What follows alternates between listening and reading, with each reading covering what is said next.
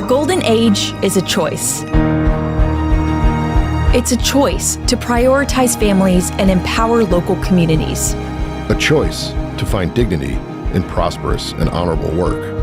A choice to prioritize our nation's safety, protecting our homeland and standing strong against foreign threats.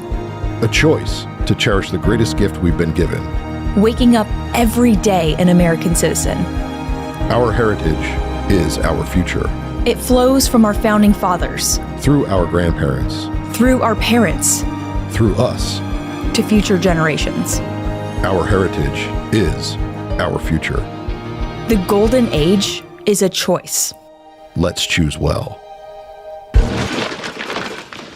I've got one that can sing.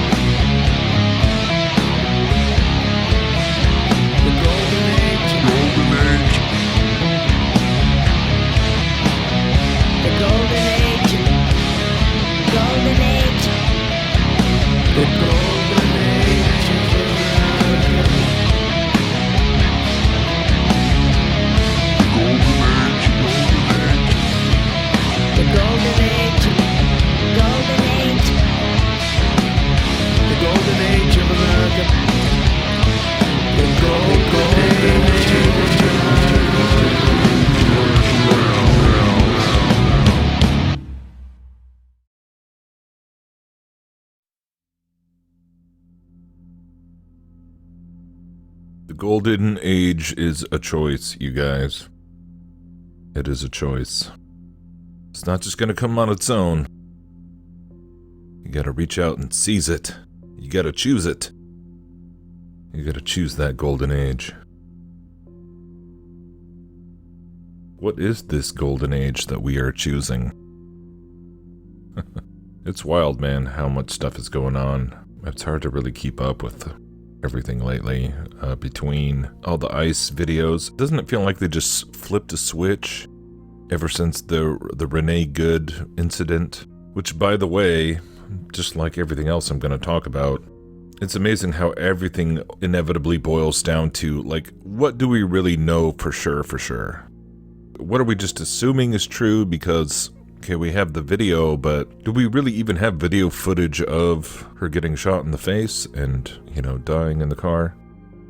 Or do we just assume that's, everybody's so caught up in debating whether or not the guy was in front of the car or to the side of the car, or, was she trying to get away? Was she trying to hit the guy?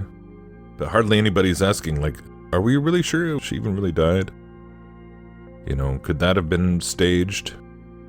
And it's a similar thing for everything going on in Iran with the protests there and all these reports coming out about, mass killings and is the U.S. going to intervene or not intervene? But what do we really know for sure? And even if you do see footage of something, are you really sure that it wasn't fabricated, if it wasn't AI? And so these are all the considerations that are now part of our reality, more so than ever. It is a matter of believe none of what you hear and half of what you see. And even if you do see it, if it's on a screen, if it comes through pixels in any way, then it can be fabricated, or it can be manipulated, or it can be edited. It feels like a good time to bust out the Francis Schaeffer clip. We staged this scene. We filmed it to show that television can tell any story that it wants to tell. In both versions, the action was the same, and the actors did exactly the same things. However, the camera was placed differently. The editor edited differently, and the announcer told a different story. We would be naive not to realize that what we're seeing is an edited symbol. But the nature of TV is such, we see it with our own eyes, that we naturally look at it as though it were objective truth. For many, what they see on television is more true than what they see with their eyes in the external world. He was explaining the wag the dog phenomenon way back then in the 60s or 70s or whenever that was made. But yeah, now all of a sudden, these performative ICE raids and arrests of people who are citizens in many cases, it's kind of amazing to see that, like, all of a sudden this is what everyone is talking about. And, you know, is this actually part of the Civil War, quote unquote? Is this actually what is going to just further divide the population online and person to person, algorithm to algorithm, house to house? Depending on your political and ideological bent, you can be watching the same footage and see totally different things. But yeah, it's interesting how quickly that this has seemed to have soured a lot of people who were on the Trump train, you know, initially a year ago. And for a lot of people, I think it's kind of the final nail in the coffin in terms of believing the Trump hopium. So I don't know, maybe that's a good thing. But maybe it's also a sign that they just don't care. It's like pedal to the metal time, full speed ahead with the golden age agenda.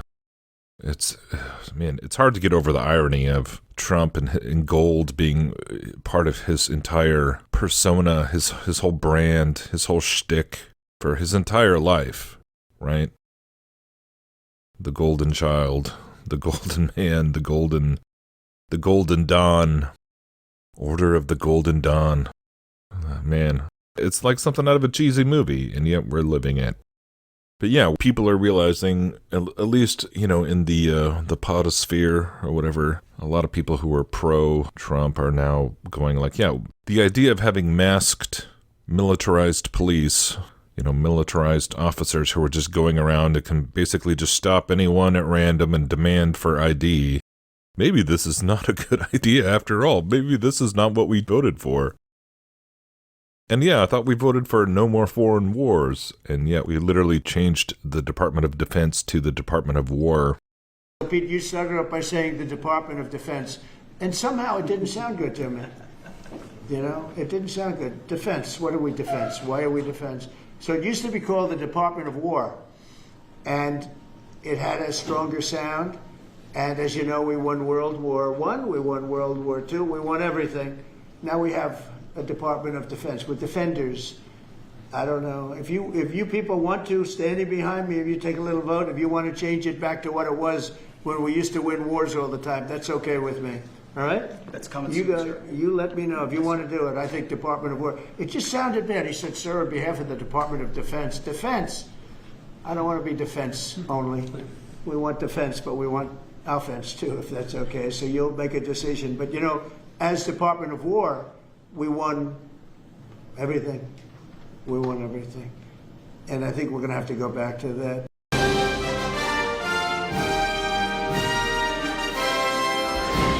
Young people from all over the globe are joining up to fight for the future. I'm doing my part. I'm doing my part. I'm doing my part. I'm doing my part, too. They're doing their part. Are you? Join the mobile infantry and save the world. Service guarantees citizenship. And so, yeah, a lot of people are kind of having the scales fall from their eyes. But at the same time, it's kind of creating the Civil War narrative and the division at the same time. So, yeah, crazy developments this past week. And I was a little surprised the other day. Thank you to whoever commented and told me that Kim Iverson had shouted out my channel. And yeah, she played a clip from my video from like 5 months ago talking about the fake Trump assassination, the money shot. And even she herself said that, like, not that long ago, I would not have entertained this idea that Trump would have actually participated in staging his own assassination attempt. But I think only because we've now seen in the past year him basically go back on every campaign promise he made again and, poo-poo the whole Epstein investigation and just go full bore with Silicon Valley and the PayPal mafia and the surveillance state. Like, people are putting it together. Like, wait a minute. So I think because of all that, now they can actually see that footage where, the Secret Servicemen are guiding the photographers around the stage. Well, supposedly there's an active shooter out there, and why would they let him stand up and shake his fist? I mean, she can see it now. So to me, that's interesting. That seems to be kind of indicative or some kind of barometer that people who not that long ago would have been... I mean, I got a lot of pushback from even on my own channel talking about that. And for a lot of people who just are still struggling with the idea of, this whole right-wing Republican Heritage Foundation, Christian nationalist network, milieu, whatever you want to call it, industrial complex, that's what it is, the political industrial complex, that's just as much a part of the deep state as the lefty side, the Democrat side. And that's I think that's a big part of what I was talking about with my last video with No Agenda and Curry. He's basically kind of drank the Kool-Aid that the deep state is just the Democrats, right? Or the deep state is over in Europe. Donald Trump's not part of the deep state.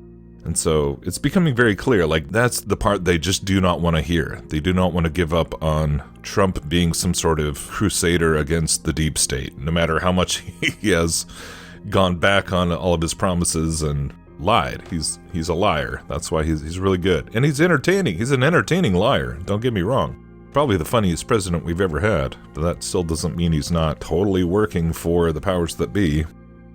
And, dude, I totally random here, but when I was poking around last week, I found this, because I've been watching some random stuff on, the history of Chabad Lubavitch, right? Which is this sect of Orthodox Judaism that's centered in Crown Heights, Brooklyn, and how its history goes back into Russia and Eastern Europe. And they have the Baal Shem Tov, who's this the last Baal Shem Tov was this guy named Schneerson, Rabbi Menachem Mendel Schneerson, right?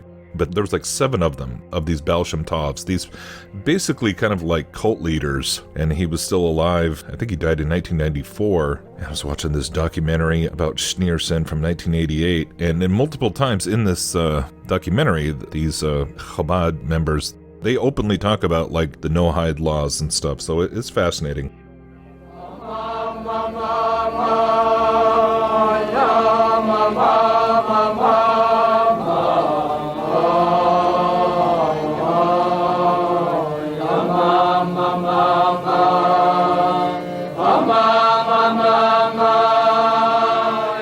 Annually, on the eve of the Jewish New Year, Lubavitchers are allowed to join the Rebbe in this ritual, but the visits have another function. Like any other dynastic institution, the dynasties within the Hasidic movement are always vulnerable. There's always a risk that there wouldn't be an obvious and direct heir, there wouldn't be a son. And this has happened often enough in the history of Hasidism.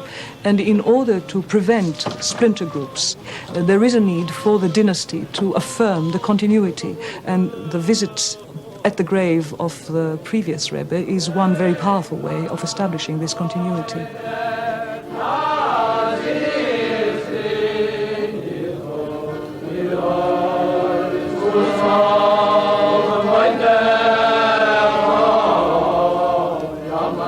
The letters and petitions don't have to be read individually. Just to bring them to this holy site is thought enough to win them God's attention.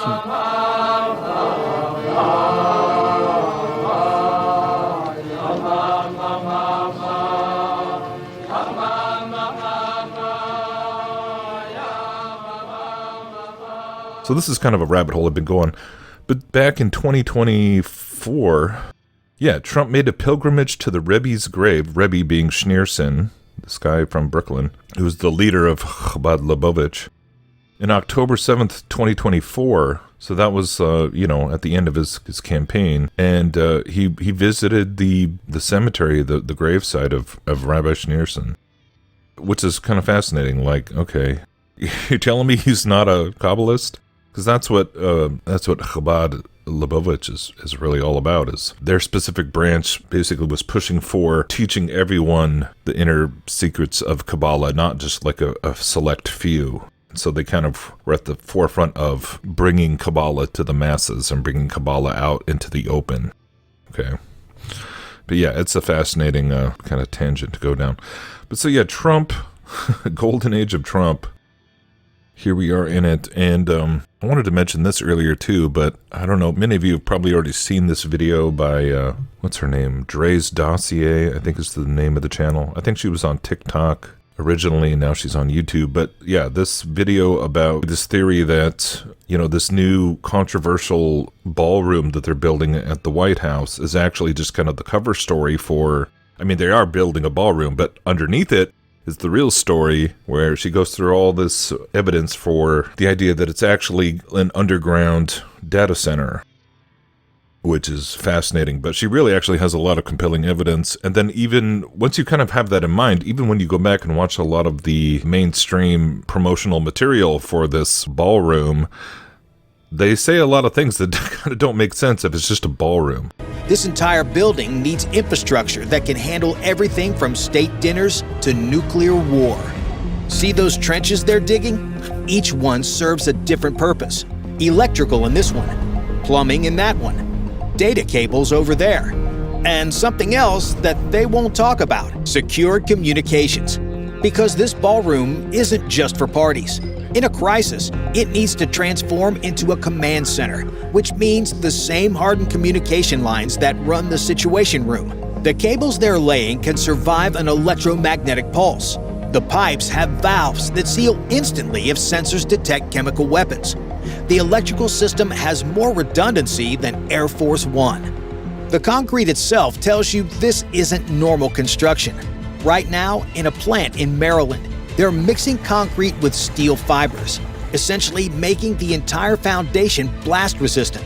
So what that all really is about is, I guess we can only speculate if that's really what's going on. To me, that just makes total sense that that's really what this is all about. And then, of course, it's a perfect cover of people getting upset because it's, they're spending all this money on just lavish Trump being Trump and wasteful, when in reality, what's going on is, it makes way more sense that they would have it all secured and right there. I don't know, is this like the motherboard, the mother brain, the MCP, the Master Control Program, where Skynet, the brain of Skynet, will be right there in the White House for the AI takeover? I don't know. But in that news, we just had Secretary of State Pete Hegseth announcing their partnership with the Department of War is now integrating Grok as its official, I think along with a couple other ones. Last month, I took the first step toward changing how the department does business with frontier AI technologies when we announced the rollout of Gen AI with our partners from Google. And I want to thank the Google team for leading forward and making the investment to get their Gemini app to about 3 million users in the War Department. But today, we're excited to announce the next frontier AI model company to join GenAI.mil, and that is Grok from xAI, which will go live later this month. So I want to thank you, Elon, and your incredible team for leaning forward with us on this as well. Very soon, we will have the world's leading AI models on every unclassified and classified network throughout our department. Long overdue. To further that, today at my direction, we're executing an AI acceleration strategy that will extend our lead in military AI established during President Trump's first term. This strategy will unleash experimentation, eliminate bureaucratic barriers, focus on investments, and demonstrate the execution approach needed to ensure we lead in military AI and that it grows more dominant into the future. In short, we will win this race by becoming an AI-first warfighting force across all domains. We are watching Skynet basically being rolled out in real time, and I was reading a comment from somebody the other day, and they were talking about the idea that the 10 kings in Revelation, who are, the 10 horns, who are given dominion for a little while, a short time, that these are ascended masters. And that, kind of pointing back to theosophy and what Blavatsky wrote about with the externalization of the hierarchy and all that. And I was like, that does actually make a lot of sense. I'm totally at the place where, I can at least entertain those kinds of possibilities. Because it's interesting, that they're naming them. Like Grok, it's just a program. It's just code. It's not like it's a person. There's multiple iterations of, the software, and they're all LLMs. But no, we think of it as an entity named Grok. And then there's one, Gemini. That's a total Google's Gemini. That definitely has esoteric pagan mythology origins, obviously. And what are the other, but what if there are 10 of them that arise that are basically all the ruling regional AIs over 10 regional technate blocks? I've seen this map of the Technate, the North American Union Technate from 1940. I've seen a lot of people talking about this. Now, obviously, between the shenanigans going on with Venezuela, and then all of a sudden we're talking about Greenland again, and even on, I think, Democracy Now!, they were talking about, Trump retreating from the global engagement down, to the Don Roe doctrine, to where they can kind of frame it all as Trump doing this. But this is how, of course, the dialectic works and has been working for decades already. You just have one administration come in and do certain aspects and push certain sides of the agenda that perhaps wouldn't be plausible onto the other side, and then you just hand the baton back and forth. And I think more and more people are figuring that out now, between like George W. and Obama, and then Trump, Biden, back to Trump. The pendulum just swinging back and forth, but everything is just pushing us further and further into the technocracy. And then you got Peter Thiel talking about how we need an American technocracy to fight the globalist technocracy. Like, he has this whole warped eschatological transhumanist worldview that I don't know how much of that he even really believes, but I guess whatever, you got to convince yourself that building Skynet is actually for the benefit of mankind and part of God's plan. I guess it makes sense. You would prefer the human race to endure, right? You're hesitating. Yeah, well, yes? I don't know. I would. This is a long hesitation. This is a long hesitation. There's so many questions implicit in this. But in terms of the dialectic, when it comes to all the ICE, I mean, you can clearly see it now if you're paying attention to a lot of the discussion going on online and the way that people on the right, all these ICE videos on X and everything, maybe they're not hardcore MAGA, but they've totally bought into this idea that, this is what we got to do to get the illegals out, and you shouldn't be messing, FAFO, don't mess with them, you're going to get hurt. But we're normalizing something that typically conservatives and the Second Amendment crowd and the Don't Tread on Me crowd, they would never tolerate this. If Biden had put out, a similar federal force of agents that were just going to go around to neighborhoods and randomly arrest people for hate speech or for being transphobic or something, it would be on. It would be like legit civil war. Like, people would be getting shot on both sides. It would be war.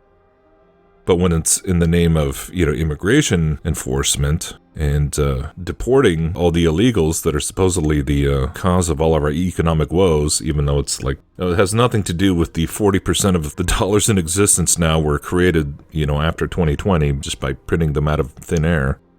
It's not because we're a fiat currency that is just spiraling into inflationary abyss. No, it's the illegals. And I'm not saying that, obviously countries have to have borders. I'm not pro-open border. But this is the thing, is that they frame everything in these dialectics so that nobody can think outside of them and see that it's all pushing us towards this bigger end goal of a one-world government, but the in-between stage being regional blocks, regional kind of economic zones.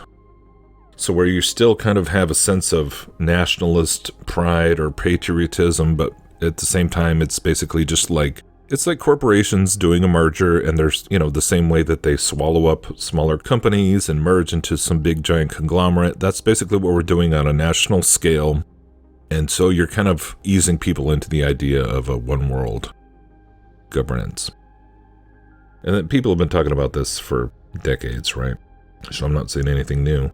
But when it comes to ICE, and it's like, they're going into Target and dragging guys out who are, working their shift at Target, or somehow they're at a school, dragging kids out of school. And if that's the stage that we're at, you would think that we've already dealt with issues like the Emerald Triangle up in Northern California. I was learning about this last year, and it's amazing how well documented this is. People have been reporting on this for years up in Northern California, and I know it's in Southern Oregon and probably many parts of the country, but Northern California is kind of the more notorious area where the drug cartels have literally basically totally taken over certain counties out in rural Northern California and operating up there with their illegal marijuana grows and all kinds of other activities, right? You have human trafficking and slave labor and really crazy environmental devastation that's going on because they just dump all their pollutants and herbicides and fertilizer and all this stuff. It's just a mess up there. But the local police departments and sheriff, they just don't have the manpower Like, if there was any scenario that you could rationalize creating some sort of ragtag federal agency of guys with masks on and body armor to just move in and sweep out illegals doing illegal activity, I mean, but no, as far as I can tell, this has barely been touched yet. But, they're walking around neighborhoods in Minneapolis, and I saw a video from Beaverton, Oregon, right in my hood, just the other day, of somebody getting almost arrested just for filming. And this is I think what the slippery slope is designed to do. So they're not going out into the rural areas or going to the main employers of illegals and the places where you're going to get the bulk of what the real issue is and the real criminal elements. But no, you're just going into very sensitive urban and suburban centers where all the stuff is now flaring up and people are intervening or just walking by. What do you do if you're just walking by and you turn around and you don't want to mess with the ice, but then if you don't want to impede just by observing, and you just turn around and leave, do you look suspicious to them? And yeah, you're normalizing the idea of the stop and frisk policing, which I think is all inevitably designed to push us toward the digital ID. I think this is what I'm getting at, is that this is the whole conundrum that is being created. When people don't want to give their ID, what if they're lying and they're illegals? Or what if they're actual U.S. citizens and they just don't want to comply, and they're getting harassed and abused and arrested? It's unconstitutional what's going on by design, so that maybe as a respite, as a solution, well, if we can just scan your eyes, then we don't even need to demand your ID or something. I don't know. Biometrics. Because what if you don't have your ID on you? Well, biometrics. So, it is quite alarming, to say the least, when you just see nameless, badgeless, faceless, thugs, essentially, who have the power to just demand anyone to prove their legality. Oh, but this is what you voted for. This is what you chose. This is the golden age that you're choosing. So now, the money is flowing to us, and we've become the hottest country anywhere in the world. Actually, no, it's not. I was looking into the etymology of the word patriot this week. It's kind of interesting that it goes all the way back to Greek. It makes sense, patristics is the study of the early church fathers. But it goes back to the word for fatherland, of one's father, or fatherland. I've just been thinking about that as I'm watching all these disturbing videos and people arguing with each other all over the country, all over the world, in many ways. Arguing over Zionism and Bible prophecy. And what does it mean to have a fatherland? How does that really square up with what we actually find in Scripture? And it makes me think about the section in John 8, where Jesus is talking about where he comes from and confronting the Pharisees. In verse 15, he says, "You judge according to the flesh. I judge no one. Yet even if I do judge, my judgment is true, for it is not I alone who judge, but I and the Father who sent me. In your law is written that the testimony of two people is true. I am the one who bears witness about myself, and the Father who sent me bears witness about me." They said to him, therefore, "Where is your Father?" Jesus answered, "You know neither me nor my Father. If you knew me, you would know my Father also."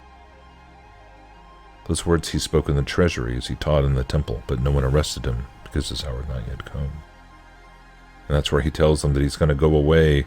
"You will seek me, and you will die in your sin. Where I'm going, you cannot come." And then he talks about how he's going to die, and they will seek him, but not find him. And "You are from below, I am from above. You are of this world, I am not of this world. I told you that you would die in your sins, for unless you believe that I am he, you will die in your sins." So they said to him, "Who are you?" Jesus said to them, "Just what I have been telling you from the beginning. I have much to say about you and much to judge, but he who sent me is true, and I declare to the world what I have heard from him." They did not understand what he had been speaking to them about the Father. So Jesus said to them, "When you have lifted up the Son of Man, then you will know that I am he, and that I do nothing on my own authority, but speak just as the Father taught me. And he who sent me is with me. He has not left me alone, for I always do the things that are pleasing to him." As he was saying these things, many believed in him, So Jesus said to the Jews who had believed in him, "If you abide in my word, you are truly my disciples, and you will know the truth, and the truth will set you free." I mean, how many times have you heard people quote half of that verse? The truth will set you free, but do they even know that they're quoting Jesus or realize that, like, the other part of what he says there, if you abide in my word, then you'll be my disciples and the truth will set you free? This is the part I've been thinking about. They answered him, "We are the offspring of Abraham and have never been enslaved to anyone. How is it that you say you will become free?" Jesus answered them, "Truly, truly, I say to you, everyone who practices sin is a slave to sin. The slave does not remain in the house forever. The Son remains forever. So if the Son sets you free, you will be free indeed. I know that you are offspring of Abraham, yet you seek to kill me because my words find no place in you. I speak of what I have seen with my father, and you do what you have heard from your father." And I would also add that this section, John 8, is incredibly pertinent to the whole question of, like, who is Israel? What does it mean to be Israel? What does it mean to be a child of Abraham? They answered him, "Abraham is our father." And Jesus said to them, "If you were Abraham's children, you would be doing the works Abraham did. But now you seek to kill me, a man who has told you the truth that I heard from God. This is not what Abraham did. You are doing the works your father did." They said to him, "We were not born of sexual immorality. We have one Father, even God." Jesus said to them, "If God were your Father, you would love me, for I came from God and am here. I came not of my own accord, but he sent me. Why do you not understand what I say? It is because you cannot bear to hear my word. You are of your father the devil, and your will is to do your father's desires.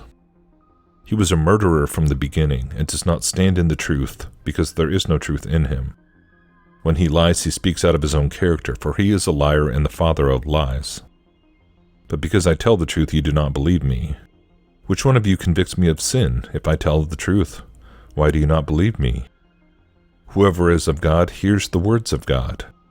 The reason you do not hear them is that you are not of God." The Jews answered him, "Are we not right in saying you are a Samaritan and have a demon?" Jesus answered, "I do not have a demon, but I honor my Father, and you dishonor me. Yet I do not seek my own glory. There is one who seeks it, and he is the judge. Truly, truly, I say to you, if anyone keeps my word, he will never see death." And interestingly enough, that begs the question, what death is he talking about? The first death? I mean, all the apostles died physically. Or is he talking about the second death? As I talked about in the video on Revelation 20. "Truly, truly, I say to you, if anyone keeps my word, he will never see death." The Jews said to him, "Now we know that you have a demon. Abraham died, as did the prophets, yet you say, if anyone keeps my word, he will never taste death. Are you greater than our father Abraham, who died? And the prophets died. Who do you make yourself out to be?" Jesus answered, "If I glorify myself, my glory is nothing. It is my Father who glorifies me, of whom you say he is our God. But you have not known him. I know him. If I were to say that I do not know him, I would be a liar like you, but I do know him and I keep his word. Your father Abraham rejoiced that he would see my day, and he saw it, and was glad." So the Jews said to him, "You are not yet 50 years old, and have you seen Abraham?" Jesus said to them, "Truly, truly, I say to you, before Abraham was, I am." So they picked up stones to throw at him, but Jesus hid himself and went out of the temple.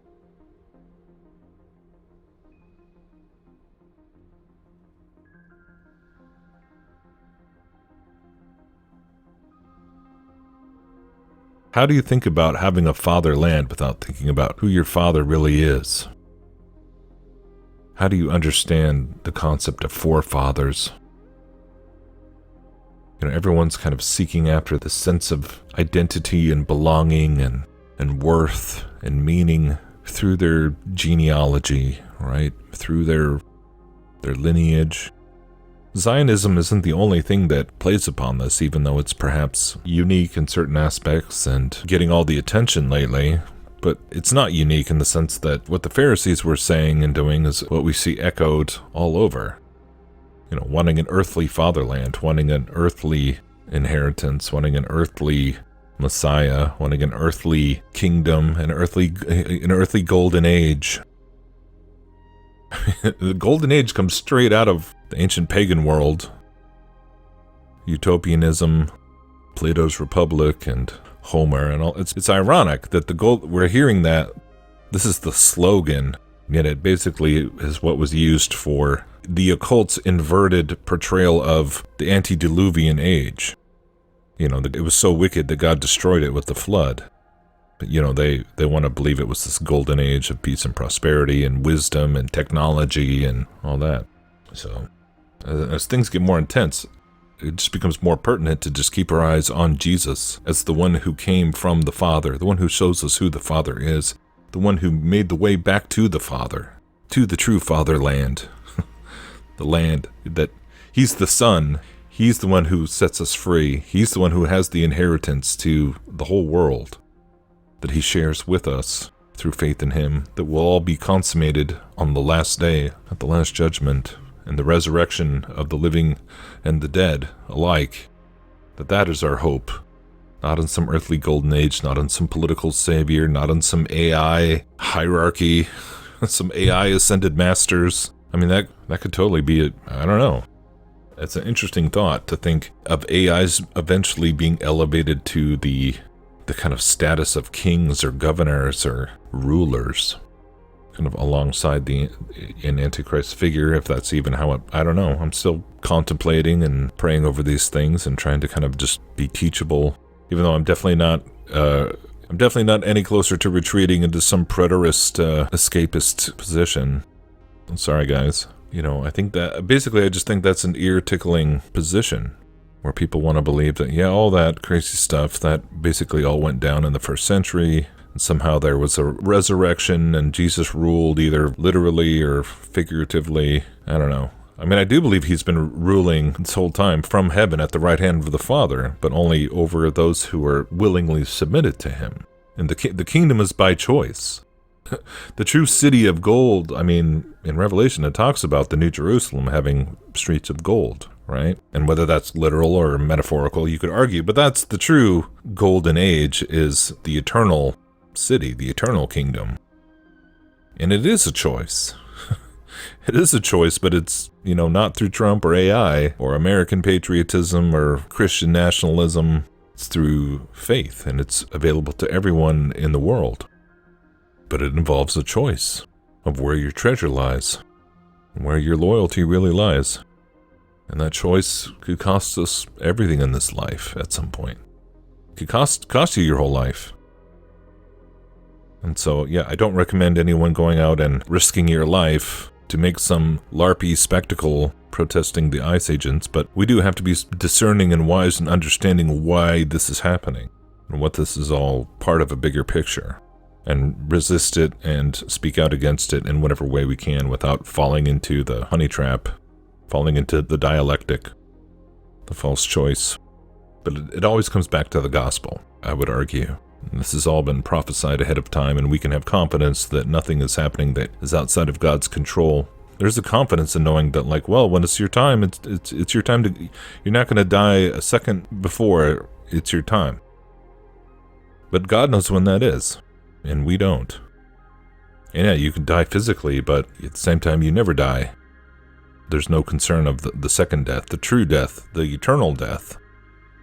I mean, right here in John 8, Jesus seems pretty clear when he says never die, he's not talking about physical death. So what is he talking about? There's another kind of death. And all these people who are debating annihilationism right now versus eternal conscious torment, it's just interesting that suddenly is now because of Kirk Cameron, suddenly that just flipped the switch, and now that's being debated all over the place too. That's interesting. As if that makes it even, more palatable that God just unalives people. He just unexists people. The idea of conscious regret, weeping and gnashing of teeth. I don't pretend to understand it all or be an expert on it, but you see many, many places where God is talking about a woeful, conscious lament and regret. I mean, that's what even if you want to allegorize the parable of the rich man and Lazarus, and people try and say that, that's just talking about, Abraham's bosom or the interim period. So why would God have people, I know I'm going off on a tangent here about annihilationism, but well, whatever. Why would he have people in this like holding tank, basically like a purgatory, just to finally annihilate them? I mean, you could argue that God's being unjust and cruel and torturous. He's just going to have them burn just... I mean, what if they died back in the Old Testament days? They've just been waiting there for thousands of years or for some indeterminate amount of time until the final judgment, and then they'll be annihilated? I mean, people get in this mode of questioning, thinking that we understand justice better than God does, and I don't know. I mean, God certainly has the ability to snap you out of existence. I mean, he brought us into existence, unless you want to believe that your soul existed forever, which is essentially pantheism. You were always in existence, which is its own unbiblical doctrine. So yeah, he could make us just become nothing. But is that more comforting to people? Is that sort of a way of alleviating the fear of God? It shouldn't be. My hope is not in just escaping hellfire, but in inheriting the fatherland, inheriting eternity with the family of God, with Jesus and with brothers and sisters. I can't even wrap my head around it. It's so... a new heavens and a new earth. My fallen mind can't even barely grasp what that would be like. To have no death or aging or disease or pain or war. It's almost incomprehensible to me, and yet that is what Christ has offered us. That's greater than any earthly fatherland or national identity, which are all branched out from the Tower of Babel anyways, when he confused the languages. But we are all brought back together through Christ. And that's why the one world government is a false. The one world system, the one world religion will be a satanic facsimile of that. An inverted, golden age, a carnal golden city, a counterfeit unity, right? Counterfeit love, counterfeit everything, counterfeit Christ, Antichrist, that has already been at work in the world since Jesus walked among us. But I do believe it's increasingly coming to a head in the world around us.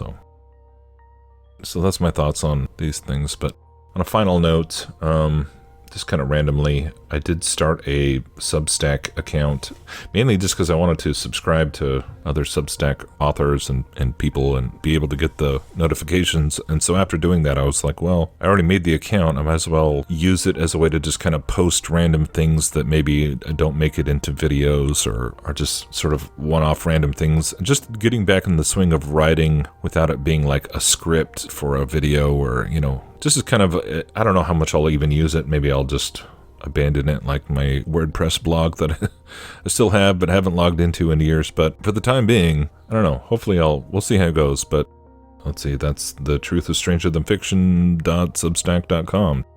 So you can find me there if you want. Thanks for your support. Thanks for your prayers. Thanks for listening if you made it this far. And I'll see you guys next time.